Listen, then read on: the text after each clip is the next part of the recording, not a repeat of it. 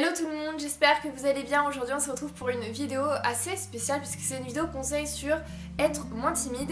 Et il faut savoir que je suis une personne qui est très timide, j'applique jour après jour les conseils que je vais vous donner tout de suite. Et je suis toujours autant timide, enfin pas autant qu'avant, j'essaye de... Enfin ça s'améliore un petit peu de jour en jour.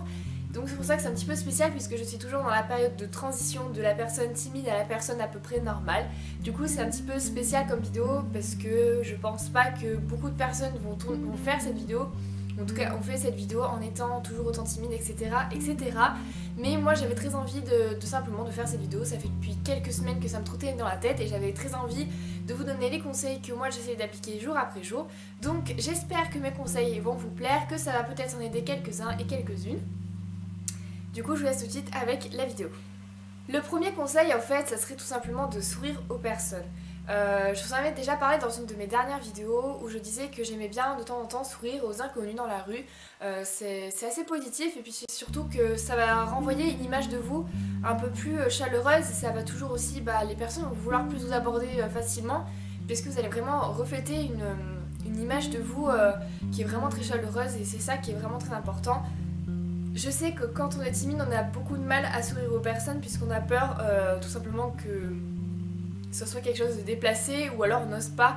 Mais il faut savoir que moi je le fais depuis quasiment maintenant 3-4 mois et je vois quand même une bonne différence parce que des fois les personnes vont me renvoyer un sourire donc du coup ça fait toujours plaisir et voilà, je vous dis pas que c'est des choses faciles à mettre en place, hein, loin de là, mais c'est vrai que sourire aux inconnus des fois, ou aux personnes dans la rue, ou à la boulangerie, etc. c'est toujours, et c'est surtout que ça va refléter une image de vous assez positive et du coup on va plus avoir la facilité de venir vous aborder direct. Le deuxième conseil, c'est un petit peu un des plus durs en fait je trouve moi, en tout cas c'est ce qui est chez moi, c'est que quand on vous parle, de regarder droit dans les yeux, enfin pas non plus de fixer la personne comme ça, mais vraiment de regarder la personne dans les yeux quand elle vous parle, quand vous lui parlez. Bien sûr vous n'êtes pas obligé de tout le temps la regarder quand elle vous parle, même moi des fois à la caméra je suis pas tout le temps en train de regarder mon objectif, je regarde un petit peu à droite à gauche puisque c'est plus naturel, on va pas non plus regarder tout le temps les personnes vraiment comme ça, en fixant vraiment ses yeux. Mais c'est vrai que c'est plutôt assez mieux vu quand on regarde une personne droit dans les yeux, c'est toujours, je sais pas comment expliquer, mais même si vous êtes timide et que vous arrivez à le faire, c'est toujours assez plaisant pour la personne puisque en fait elle va voir que vous êtes peut-être timide mais quand même il y a quand même ça fait comme un échange en quelque sorte et c'est vrai que c'est plutôt assez positif de faire ceci. Mais c'est une des choses qui est assez dure à faire. Moi-même encore en ce moment j'ai toujours du mal à regarder les gens droit dans les yeux. Si les personnes je les connais depuis assez longtemps ça va. Mais c'est vrai que par exemple mes beaux-parents, j'ai des fois du mal à les regarder droit dans les yeux parce que j'ai l'impression de déranger, j'ai l'impression, je suis pas intimidée mais voilà, j'ai pas envie de, je sais pas, c'est quelque chose chez moi, c'est un peu gênant en fait de regarder les gens droit dans les yeux quand je les connais pas trop. Mais voilà, après il y a des personnes qui vont y arriver et d'autres qui ne vont pas y arriver. Mais voilà, en tout cas, essayez de le faire, ça permet aussi d'être beaucoup moins timide aux yeux des autres. Le troisième conseil, c'est d'être à l'écoute en fait des conversations que vous pouvez avoir autour de vous. Par exemple, je prends un exemple tout à fait banal. Si vous êtes dans une soirée chez des amis ou quoi que ce soit et que vous avez quand même du mal à aborder les sujets avec les autres personnes parce que tout simplement vous les connaissez pas ou autre, essayez d'écouter les conversations un petit peu qu'il y a autour. Bien sûr ne vous incrustez peut-être pas comme ça, mais je veux dire si vous êtes avec un groupe d'amis, essayez de vous incruster dans la conversation, écoutez un petit peu ce qu'ils disent et donnez votre avis, donnez vos conseils, donnez vraiment ce que vous pensez sur la chose. Si vous parlez par exemple, je sais pas, moi je vais dire n'importe quoi parce qu'on est en plein dedans. Si vous parlez des sols, si la personne dit moi j'ai trouvé quelques trucs au sol, patati patala, et quand la personne a fini de parler, sans couper la parole aux autres bien évidemment, vous pouvez aussi dire que vous aussi vous avez trouvé des choses très sympas, que vous avez trouvé tel article à cet endroit là, que tel magasin avait des super belles promotions, etc. Et ça permet comme ça aussi de vous délier et les gens vont comme ça aussi être à votre écoute et puis mieux vous cerner et ils verront aussi que vous êtes peut-être timide mais vous êtes quand même quelqu'un à part entière, que vous êtes une personne tout simplement et c'est quelque chose que moi j'ai encore un peu du mal à faire mais que j'arrive un petit peu à faire avec des personnes que j'ai déjà côtoyées 2 ou 3 fois, donc voilà. Quatrième conseil, c'est tout simplement d'essayer de ne pas trop angoisser à l'idée de pouvoir parler, à l'idée de pouvoir répondre aux personnes, de pouvoir engager la conversation et autres petites choses.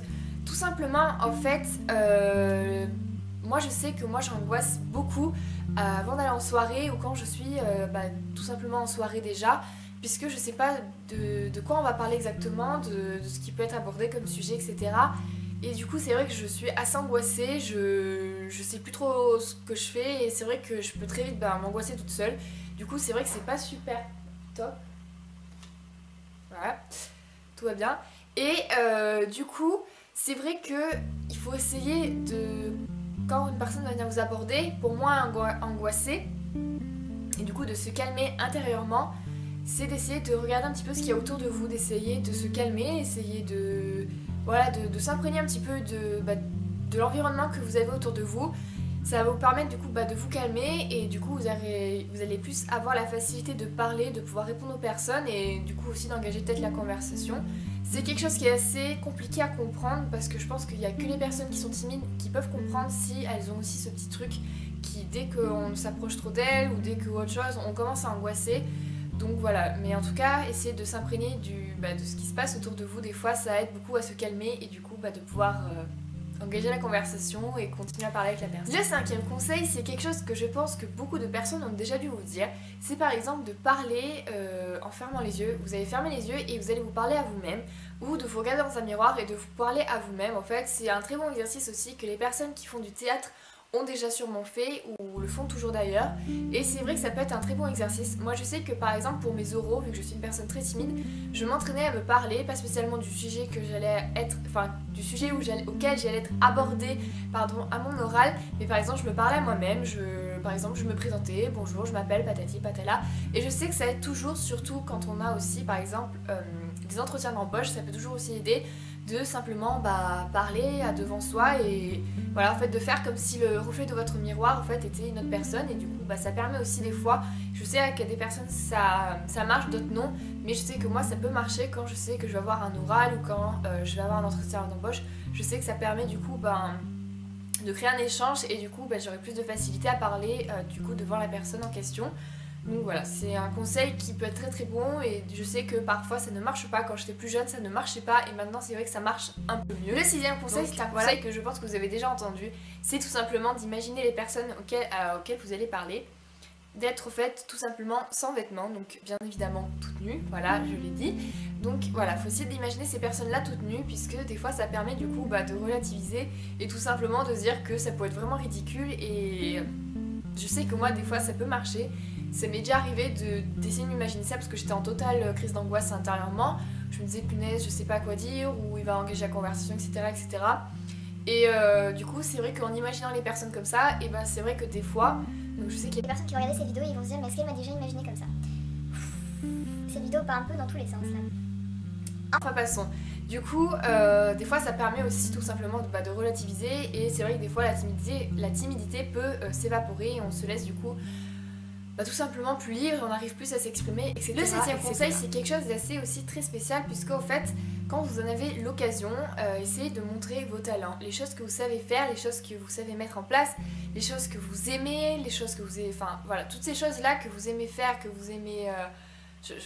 toutes les choses que vous savez faire, que vous aimez faire, enfin c'est vos passions, des choses vraiment que vous tenez à cœur et que vous savez que... Enfin,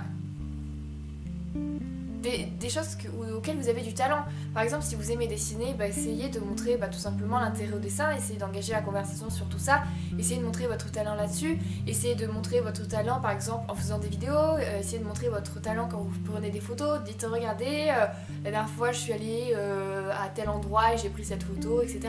Des fois ça permet tout simplement aux personnes de voir que vous aussi vous avez des centres d'intérêt, que c'est pas parce que vous êtes timide qu'en fait vous avez rien à foutre de la vie, parce que oui, il y a beaucoup de personnes qui pensent que les personnes qui sont timides, en fait elles en ont rien à fiche des autres, qu'elles en ont rien à fiche de la vie, qu'elles en ont rien à fiche de je ne sais trop quoi, alors que non, c'est juste qu'en fait les personnes timides ne savent pas communiquer avec les autres, n'arrivent pas à engager le truc parce qu'on a toujours l'impression en fait de déranger, de pas être à notre place, de pas être assez bien pour eux, on a l'impression de... Enfin, moi c'est ce genre d'impression là que j'ai à chaque fois que... Enfin voilà, et je sais qu'il y a beaucoup de personnes qui pensent qu'en fait on en a rien à foutre de la vie, que c'est des trucs comme ça, alors que non, on a quand même aussi des centres d'intérêt, qu'on aime aussi beaucoup de choses, et c'est pour ça qu'il faut, quand vous en avez l'occasion, d'essayer de montrer vos talents à ces personnes-là qui sont autour de vous à ce moment-là, et comme ça elles verront aussi que vous avez il y a des choses que vous aimez, auxquelles vous allez à fond dedans et du coup ça va permettre aussi de vous cerner et ça c'est plutôt cool. Donc vraiment quand vous en avez l'occasion, montrez le talent que vous avez, montrez les passions que vous avez devant ces personnes, des fois ça peut aussi beaucoup vous aider. 8e conseil, c'est tout simplement de pouvoir faire des compliments sincères aux personnes. Par exemple, si, pareil, si vous êtes à une soirée ou quoi que ce soit, que vous avez toujours du mal un petit peu à engager la conversation, si vous êtes avec un groupe d'amis qui sont en train de parler, etc., et qu'il y a un moment de blanc, ou alors elles sont en train de boire leur verre ou je ne sais trop quoi, vous pourrez par exemple dire, si vous trouvez que le haut d'une telle est super mignon, vous pouvez lui dire j'adore ton haut, où est-ce que tu l'as acheté, par exemple si vous trouvez les chaussures d'une autre, enfin voilà, c'est vraiment de faire des compliments vraiment sur ça. Vous n'êtes pas obligé de faire les compliments que sur les vêtements, que sur les accessoires, vous pouvez aussi dire par exemple, vous pouvez parler des cheveux, vous pouvez parler du maquillage que la personne est là. C'est vraiment aussi, ça permet aussi de montrer aux personnes que vous êtes quand même intéressé, que vous voyez quand même ce qu'il y a autour de vous, que, enfin voilà, vous n'êtes pas... Enfin, vous n'êtes pas neutre au fait à tout ceci et que c'est parce que vous êtes vraiment timide et que vous essayez voilà, d'engager quelque chose et du coup comme vous allez essayer d'engager quelque chose, des fois les personnes vont du coup après rebondir sur ceci et du coup vous allez vous aussi rebondir et après du coup ça va créer une conversation et des fois ça peut bien aider. Moi je sais que ça m'arrive très souvent de faire ceci quand je vois qu'il n'y a pas la conversation qui arrive, surtout si c'est avec des personnes avec qui je sais que ça peut se connecter, enfin qu'on peut se connecter facilement, je sais pas comment dire, mais par exemple si on a un petit peu les mêmes centres d'intérêt, etc., je sais que ça va être pour moi très facile de rebondir sur des choses et du coup de donner un compliment si je trouve qu'il y a vraiment quelque chose que j'aime beaucoup, lui dire tout simplement j'adore ceci, j'adore cela, etc., etc. Et des fois ça permet vraiment de créer des conversations et ça ouvre le dialogue tout simplement. Avant-dernier conseil, et donc c'est le 9e, c'est tout simplement d'en parler avec votre famille, avec vos amis ou tout simplement avec votre copain, votre copine. Parce que des fois je sais que moi j'angoisse à l'idée d'aller en soirée et tout ça parce que je ne peux pas connaître les personnes, je ne sais pas ce que les personnes elles peuvent penser de moi puisque moi c'est ça qui me fait vraiment le plus peur, c'est ce que les personnes vont penser de moi en me regardant simplement. Et c'est vrai que parfois je m'isole et du coup je pleure pour que mes nerfs puissent se lâcher. Et d'ailleurs ça aussi c'est un très bon conseil que je rajouterai peut-être en bonus, c'est de pleurer si vraiment vous en avez besoin avant de partir à une soirée, avant d'aller à un oral, tout ça.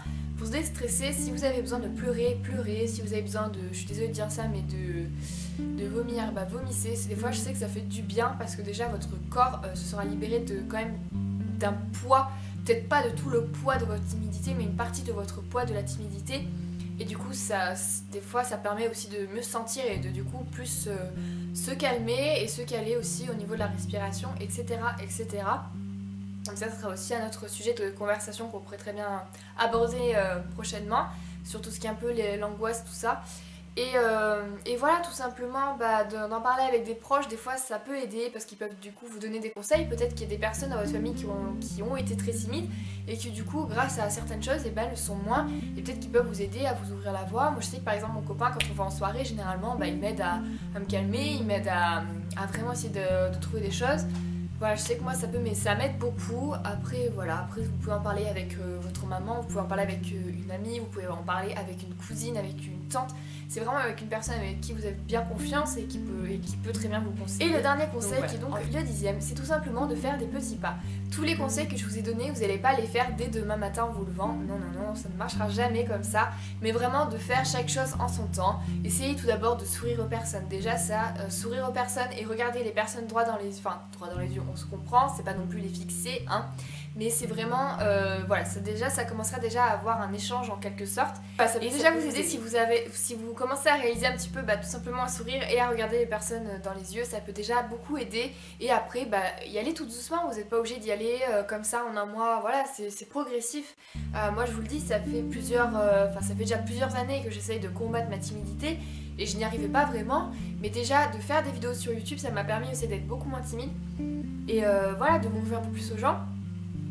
Mais voilà, après, c'est pas en faisant des vidéos sur YouTube qu'on va arriver du jour au lendemain à parler devant 5000 personnes. Voilà, moi je vais pas vous le cacher. Le jour de mon anniversaire à mes 20 ans, on m'a demandé de faire un petit discours entre grandes guillemets. On n'était que 20 et j'ai complètement angoissé quand j'ai vu le monde autour de moi. C'est angoissant quand on est timide de voir du monde comme ça, de devoir prendre la parole tout seul. C'est vraiment très compliqué, c'est vraiment, je pense qu'on pourra en parler assez longtemps de ce sujet-là parce que la timidité c'est un handicap mais c'est aussi quelque chose de très bien puisque du coup quand on est timide, on se fait pas trop voir non plus dans une entreprise. Beaucoup d'entreprises prennent des personnes qui sont assez timides aussi parce que des fois ça permet juste à ne pas être trop à poser des questions sur des sujets très personnels. On fait notre travail correctement, on n'est pas là en train de discuter de... Voilà, après je sais que moi aussi j'aime bien discuter, etc. Mais je sais que dans tous les travails où j'ai été prise et embauchée, chaque fois on me disait que ma timidité était aussi un atout parce que du coup, je faisais vraiment ce qu'on me demandait de faire et j'étais pas là en train de discuter pendant 20 millions d'années avec une personne.